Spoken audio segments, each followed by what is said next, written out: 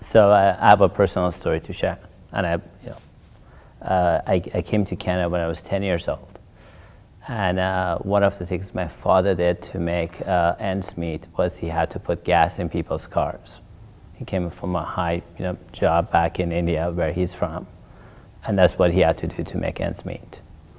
I grew up in Toronto. I did my undergrad in Chicago. And I was reading a lot of articles about Canada's innovation declining, our productivity, our standard of living declining. And each and every time I read it, it was just another article to read. In 2008, when the recession hit, I came across one of the worst things I've ever come across in my life.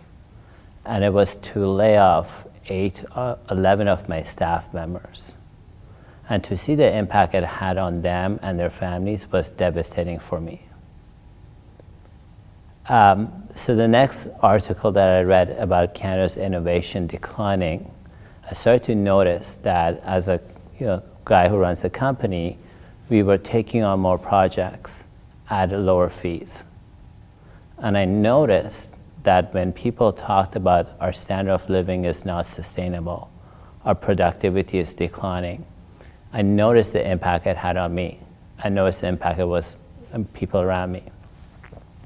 So I started to talk to people about a concern that I was dealing with, and how do we compete globally? How do we remain, how do we keep this going? And so through a series of conversations, I started to come across other people who had the same concerns. A colleague of mine, Ted Milucci, who's an executive at Tridel, and another colleague of mine, John King, who runs Culture Architect, got together and we decided we want to do something. And we talked about creating a game, John calls it a game worth losing at.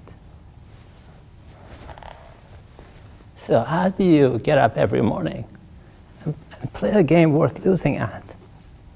And so that's how, it was about how do you make a difference for the lives of the students, the kids, and everybody else in Canada.